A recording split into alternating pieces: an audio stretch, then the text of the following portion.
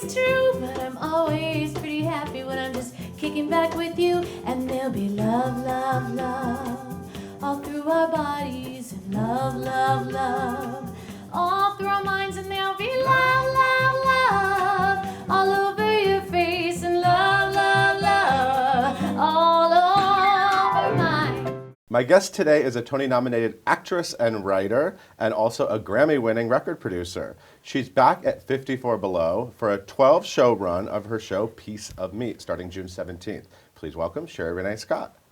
Hi there. Oh, I was going to clap, but that's great. I'm on. Sorry, there's no studio audience. And go. Dang it. Thought it was live. Where is everybody? That's fine. I'm here, and I'm glad to be here, and I want to talk to you about anything you want to talk about. Okay, so my first question. Uh-oh. When and what was your last great piece of meat? See, now, you said that you weren't going to ask me anything that could get me in trouble, and I can't remember, what's it called when the meat is raw and it's like chopped up into lots of pieces and you eat it raw and it's... I avoid that. Tartare, thank you. Yeah, Tartare. You do that. I do that. Oh, wow. Well, that's the interesting thing about not having the animal flesh for so long is that the more raw and fresh and bloody the better. So here we are. We can start over. Let's start over. We're not Hi, starting how over. are you? We're not starting over. Oh, damn. I saw this show, Piece of Meat, at 54 Below last October. Great show.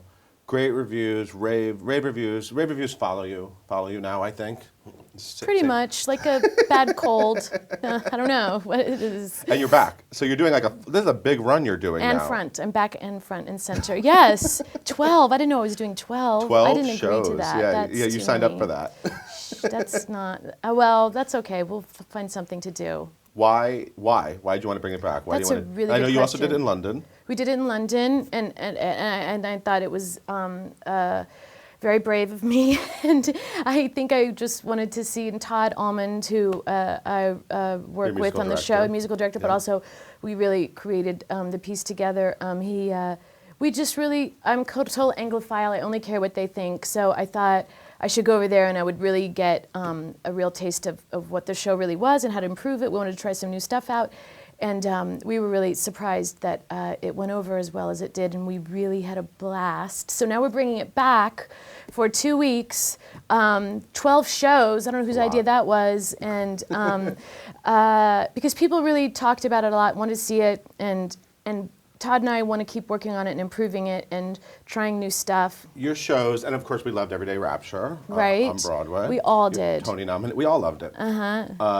And I saw every incarnation of that show from I saw you at the Gay and Lesbian Center with a microphone. Oh, you did? I saw every version. An Evening with Sherie Rene Scott, and then it was called You May Now Worship Me. Which I love. I mean, I think somebody should steal. Some religious freaks were offended, I think. Right. We had hands with Judy awesome. Garland hands with stigmatas on them bursting out.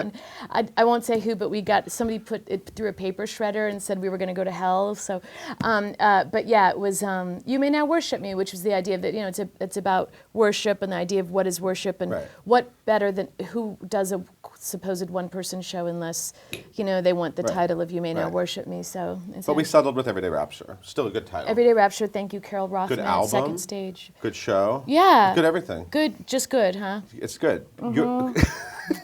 Your shows are multi-layered. You've become a very intriguing persona. You're not just one of these Broadway actresses. You've turned yourself There's into so many. You're like this. You're like a brand now almost. Interesting. Yeah. How do you think? How would you describe that brand? Oh, because I'm so objective about myself, and I love viewing myself from the outside.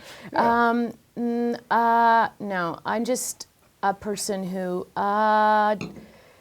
doesn't like to be around people, and that is true, isn't it? It's true, and I thought if I create this character who really does want to be around people, and it's honestly working with Dick Scanlon. And the idea that it's so much more fun to play someone who loves being center stage and loves the attention. It has no ambivalence about any sort of fame or anything like that, or any kind of struggle with it. That somebody who just is so ambitious, it's so much more fun to play and to watch them come down and be destroyed. And but I feel this strongly, that obscurity is the new fame. And I feel that I've done something really difficult in my life, and that's somehow work consistently and remain unknown. And I think that is a whole other type of art form that will be, hopefully be studied in schools someday. But is that a comment on Broadway fame or on your career specifically? There's like catchwords that I can't don't understand, like fame or star or Broadway. Right. All of those words, like, they mean so many different things to me, and most of them not positive. So I have to like kind of find my own way through this. But I think that, look, I think that what it comes from? It comes from being around a lot of truly, genuinely famous star people, and that are really deserving of that word, and knowing what that means to be that, and knowing how you have to carry yourself, knowing what they have to go through to be that. And I really value that in others, and I appreciate it. And I also think it's really hard, and I wouldn't want to have to go through what they go through. So I think that theater is the perfect place to stay away from people, and to not have to do any press. Clearly, no, it's like to not have to be in the public eye. Well, I appreciate you being around me today. I know please. It's a struggle. No, I'm it's kidding. not. But I know. It's not. I wanted to ask you. You talked about your onstage persona, and it's funny. I was reading an interview from 2002. I'm going to quote you from way back on Broadway.com when you were in your amazing star turn in Elton John's Tim Rice's Aida, Mendez, and you first talked about Sherie Rene versus Sherie Scott. You said like that you create this. Sherie Rene is your persona. Yeah, it's so gross. It sounds. It really does. Are you seeing someone about these issues? No, but it's. I think that. I mean, look, it's like you kind of have to separate yourself from yourself when you're performing anyway. I think that is a natural thing that happens, and I've just maybe investigated that a little bit more than I should. But I think that it started with the record label, starting Shikaboom Records during Aida, and Adam and I did the first records while we were in Mr. Adam Pascal, while we were in 10 out of 12 Tech. I created. That's when I met Dick Scan. Men I've Had, and I didn't want to be a recording artist. I had no interest in like being like, oh, her husband and her start a record label, and she does the first record. How interesting! But I was only interested in doing it if I did it through this character of developing this character who has this who likes people, and being out there, outside of her house, and that's when I met Dick, and we wrote the liner notes together, and he was the first person to say, I dig this idea of this individual that's you but not you, and that's when we started creating it with that album, and we just kept it on from there. But yes, that's where it did start. So Piece of Me, to get back to that for a minute, is like I said, a multi-layered show. Really smart. Are you as smart as your shows make you seem? Because it's almost intimidating how clever and smart these shows are. I know. Did you know that there's like thesaurus.com? I don't know if you know this. Like you can just go and punch in a word and be like, I wish it was something like this. Like, what's another word for pretty? And that's what you do? Yeah, basically all day. And then they just like go together, the words. Yeah, it's basically, no, I'm not smart at all. That's why I'm worried about this interview, that you're not going to edit it. You're going to edit it well, of course, because you always do. But I'm going to say something stupid, like mispronounce a word, or which I do often. which is sometimes mispronounced as often. Often, yeah. Yeah. I think I'm not sure which actually. I know mauve is one of the proper pronunciations of the word mauve. Yeah. Right. So I just pronounced one word correctly, and have you ever thought of doing a really dumb show, like just like going on stage and being I like, can name and then some I was Broadway in Dirty Rotten shows. Scoundrels, here I am, and then like just going through the. people love that's not People would love a dumb Sherie Rene Scott show. people The greatest hits. That's why I've never You done won't give anything them like that this because you don't like people and you don't want to give them what they want. Right. No, I like people. I just like being 20 feet away from them on the stage. But You won't ever do that. No, look it. I mean, trust me. There's not that many people interested. Please believe me. And in hearing me sing songs I sang, and when, and there's not, and I think that people do that really, really well. Like that can be done in such a beautiful way as people. As 54 Below shows, like there are people doing those kind of shows. Like I never got to hear this person sing this song in that show. The experience to be able to do that is a wonderful, great thing. I can't do that. That's simply You can't do it. I can't do it as well as any of those people that can do that. So I have to do this weird, odd, stupid thing that I have to do, and I'm compelled to do it. It's not stupid. It's actually wildly entertaining. Right. Wild. Is that what you said in the review? Wildly entertaining. I don't know. I just did. You can quote it. Speaking of great songs you've sung in the past, on June 21st and June 22nd, you are performing at 8 p.m. I am. And at 11 p.m., someone named Norbert Leo Butts is performing. Right. And there's a rumor What? that at like 9:30, so not true. you'll sing the next 10 minutes together. No? That's hysterical. No. But Last 5 Years fans. That's quite a night for Last 5 Years fans, though. They can just sit there and pretend like you're doing the last 5 years, but you never will sing those songs for them. well, it's kind of like the last 5 years and how we like never see. Right, We that's never what I'm saying. actually Just are come together. together for one moment. Come together, but not that moment. Not those. But yeah, maybe we'll do something completely opposite and sing something else together. Like I don't know. In the alley by 54. Yeah, in the bathrooms or something, like just like performance art. Everybody come in, pile in to be fun. But that's great. I know. I have ideas about that. But I'm so excited that I hear his show's great. So I'm excited. Great. Like and It turns out you're both very talented. yeah, they say that about him. I know, definitely, that's true. I know firsthand that's true. Let's talk about that show. That show. You say you're not a star, and then I think about that show, The Last 5 Years. Yes. Which I saw at the Minetta Lane Theater multiple yes, times. let's talk about that. I love it. And there's that CD that Shikaboom created. Our first cast album ever. And then there are I think 8.4 million young actresses who have modeled their entire love of musical theater off your voice and that album. Wow. I think you're wildly influential. And some actors. Do you feel that powerful with these girls? They're all singing these songs in auditions and hearing you. Yeah, I feel all powerful is exactly how it makes me feel. See? I feel it. I feel the power coming off you. It's beyond, I think life is just so beautiful how you do something and for the love of it and it, it's like a fine wine that you create and hope that it's around many years later and actually grows into something that can be of nourishment, Can you imagine a world where that CD did not get made?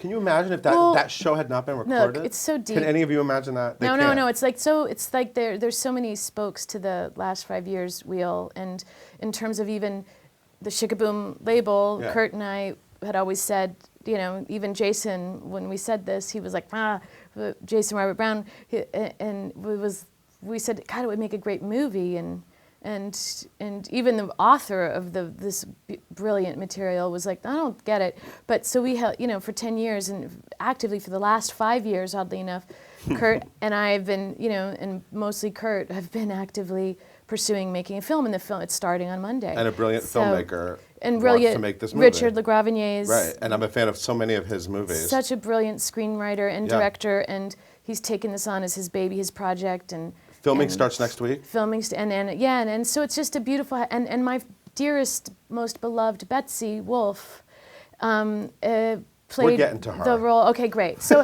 I'm just saying, there's lots of things, and it was the fact that that Norbert and I, you know, were such great friends and loved each other so much, and you know, was a really when the show opened off Broadway, and I never saw the show. That was my first time. I was there on opening night, and you were there on opening night, and I wanted to, more than anything, I wanted to go shove your husband Kurt Deutsch out of his seat and sit next to you because I wanted to watch you watch the show because I was wondering what that experience is like. That's what he was doing anyway. That's not how I always. I insist I think he does everyone was that watching everywhere. you watch the show. Right. What do you think? It's a good show? Well, I think it's a great an interesting show. It's a challenging show. Yeah, I think anything that's not a challenging show is why do it. Right. You know, Right. if it's like not, I'd rather have something that people is like imperfect Yeah. and challenging than Right. something that's like, this is the perfect formulaic thing, Right, and right. everything was just how I wanted it. Like that's not good necessarily for Right. everyone. But I had, like I say, I realized not until I got there that night, like how odd it was for other people. Right. But for me, I was Right. just thrilled and because to see the show first of all for the first time, and to be it was being done at Second Stage, which I love. Yeah, where and your show started, and it was, and Betsy, Wolfe, who is I think one of the most singular, her and Lindsay Mendez, oddly enough, but the most singularly talented individuals and unique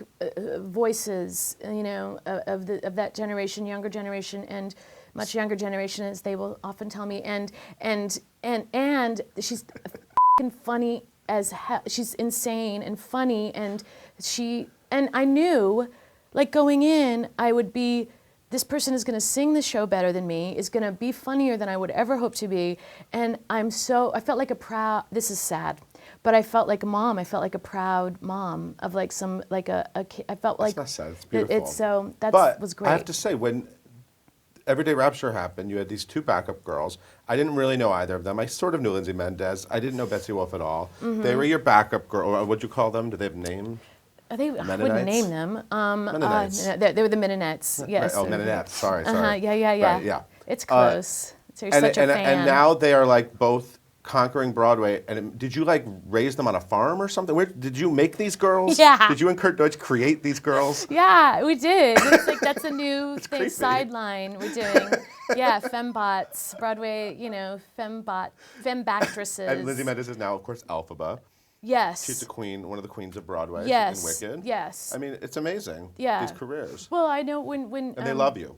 We love each other. They tell me all the time they love you. No, we genuinely. I mean, it's not Sickening. Yeah, it's Yeah. kind of gross. And the mandate for Everyday Rapture, which was that the people that play the Mennonettes, we would love it if they were cast with people that could hold their own shows.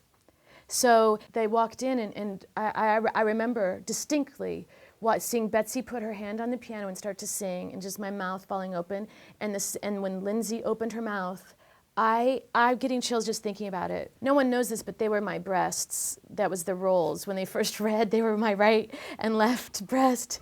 One of the, you know, I won't go into detail, but there's something we did cut. But it was. Who was on the left? But I think. Let me think. I think Betsy was the left. Betsy's the left breast. And they, bless them, like understood what we were trying to do. Do you know how many actresses would be intimidated by having backup singers who could hold their own shows? You know what I mean? I feel like a lot of actors wouldn't be looking for that. They'd be like, I just want some girls to compliment what I'm doing. Yeah. It says a lot about you, I think. I hope so, because that's what I want. That's why I told the story, to reflect well on me. And if you're thinking there's anything else going on, then you do not know me very well, do he? No, but that's really true. Have you seen any of Anna Kendrick and Jeremy Jordan, who are starring in the movie the last 5 years? Have you watched them rehearse or anything? No, oddly enough, they don't let me do that. They don't let me watch their rehearsals. I don't know why, but I'm gonna have to put my foot down about that.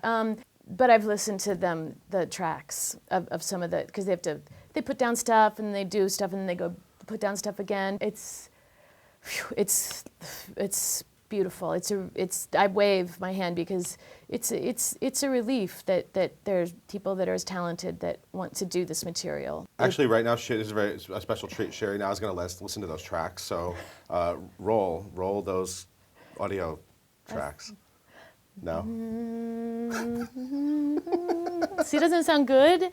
Did you hear that? Like, that's the humming section where she hums. That's enough, probably. But yeah, it's great. You've done a lot of great musicals. You've done a lot of, you're talking about risk-taking musicals. You've done a lot of risk-taking. Your career is very interesting. You've done a lot of shows. The thing that I immediately want to ask you about, though, is The Little Mermaid. Because Norm Lewis was here recently. Risk. And I know you love Mr. Lewis. I do. And Sierra Boggess Well, has been here. A lot of your co-stars, some great people. Yes, she's a genuinely wonderful person and great kisser. Oh. I mean, everybody knows that. Everyone knows that. Yeah, but everyone in this room knows that. Yeah. But did you ever have any moments? I asked Norm this during The Little Mermaid, where you're standing there in that getup. Yes, I don't know what you call that. I know what you're going to say. And then you see The answer is yes. Sierra Boggess roller skating by and Norm Lewis with that. And do you ever just like say LSD what the F? flashback? What is happening? Right. How did we all get here? How did we all get here? And where is here, by the way? But it was no, it was that I can't tell you how many times I wished that we were filming a TV series, you know, with just people coming in dressed like some sort of, a horse fish or a seahorse. Whatever they were. Like some sort of weird, like bad, meth dream kind of like goo. Like there was I think there were characters that were little like sea goo was like the name of them. That was the character in the playbill, sea goo. Yeah, sea goo, like algae residue. And we just have these really serious conversations and completely forget how we're dressed. And it was insane, and in the best way, because like everybody in charge knew that it was insane. It was incredibly creative, and whenever you're going to attempt something incredibly creative, it's going to get insane. But we laughed our asses off. I mean, and I mean, it's crazy. Aida was kind of goofy too, though. I mean. Oh, yeah. There's a lot of goofy situations in these shows. Right. You've been in a lot of over-the-top shows. Wonder where I get my material from. Have you ever considered doing a show about that, about your experiences? And I bet that'd be pretty funny, too. Oh, God, yes. No? The thing is, if no one believes the stuff that I'm writing now, they definitely wouldn't believe what I would be writing. I would tell genuine stories, and they would be like, that didn't really happen. Yeah, stuff like that really did happen. But yeah, I think that that's, honestly, that's the best part of it. Yeah. Is doing a new is like how absurd, the absurdity of it all is so fantastic. Honestly, because it's not brain surgery, you know what I mean? Right. It's playing, right. And so when it's fun and challenging, it's the best. And the stakes are very high. And there's a lot of very dramatic people involved. And millions and millions and millions and millions of dollars involved always helps. Right. So another one was Women on the Verge of Nervous Breakdown, which thankfully again that got recorded. Great CD. Right. You actually had the hardest role in that show. Right. That was a tough role because you had to sort of be the center, so all this craziness happening, and you had to figure out how to play that quirky, you had to sort of play off that, but then you also had to sort of ground the show. Was that a hard, I know the show changed a lot, it was a hard preview period, was that a hard experience? It didn't change that much, unfortunately. Well, the first time I saw it, the set didn't even work. So the set was a big challenge at Well, first. that was so what was... you wish the show changed more? Oh, of course. Yeah. Anytime you get that kind of, that little bit of time with that big of a set, and that big of a story, that something's got to give, and unfortunately it was the story. It's so much easier to, I know it's so much more fun to write the side characters, because they can do anything they want, but they don't have to tell they can be funny and entertaining, and so they don't have to tell be a part of. The story's not working, and let's just go deal with these other side characters, and it's so enticing and easy to do. And I think that because there's so many of those characters in that wonderful movie, it's what ended up happening, and And it was a great, great, great, great, great learning experience for me in many ways. But tough. Yeah. Yeah. Really genuinely not great time. Right. But at Okay, the that's time, fair. one of those things when you know that as it's happening, you're kind of like, the great skill of separating from yourself Right. that comes Sherie into Rene play. versus Sherie Scott. The survival mechanism of being able to step back and observe what's happening is great because it allows you to see the absurdity of what's happening and also to see what an amazing experience this will be in terms of learning from that kind of situation. And that's what got me through was like, hey, this is a really thankfully short-term learning experience that will be beneficial for the rest of my life. And so I think that it really helped me to relook at what am I doing with my life? Why am I doing this? And what do I enjoy? Oh, you know what it did? It made me want to enjoy singing again. And I said, and I really lost that as opposed to being a part of a machine, a factory. It sometimes feels like that it's just, being put out there. And I knew, too, that it was getting really comfortable. Now I'm actually being honest here. Yeah. For the first time in the interview, I'm going to say something that is really true. But I knew that it was getting really comfortable being like 20 feet away from people and creating and being like, I'm really getting close to my audience. We're having a really intimate moment and I'm 20 feet away and that's perfect where I like it. But I knew that what would scare me would be to be really close to people and really not be able to fake shit and really try to sing and love singing and enjoy what I was singing and not do it until I felt that again. And I do feel that again, thanks to Todd Almond and thanks to the work that we've done on Piece of Meat and I don't want to lose that now. I don't want to ever do anything. So that's honestly the truth was the fear of being close with people Right. and now really loving that.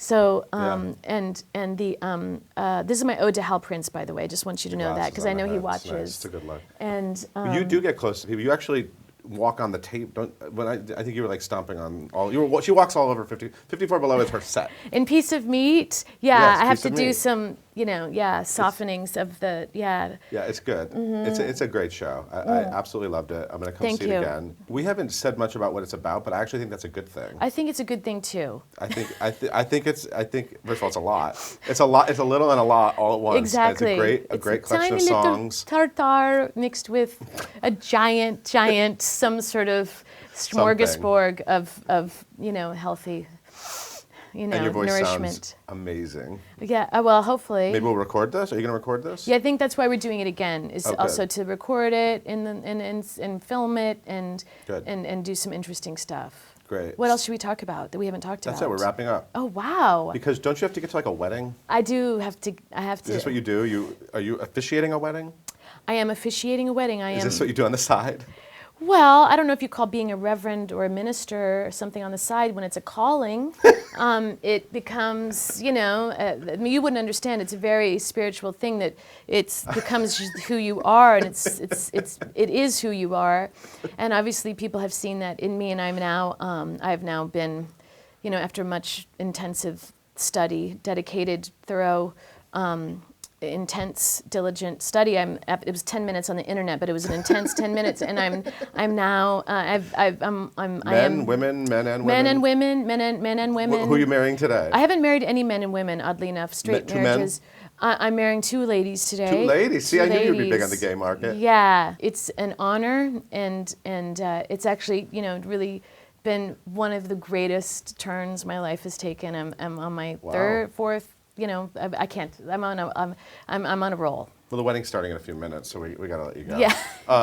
Everyone, please check out Piece of Meat, starring the amazing Sherie Rene Scott. Get real close to her. She loves people. She loves people at 54 Below. You love getting close to the people. I do love people now. I mean. I love that you love the people. Right. I'm glad you're working Some it out. people at a distance still, but mostly up close. Great. Thank you very much for being here. Thank you Good to very see much. Great to see you. Thank you for watching. We'll see you next time.